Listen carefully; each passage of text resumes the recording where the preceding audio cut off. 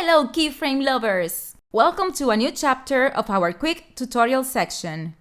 Today you will learn how to animate a puzzle with Adobe After Effects.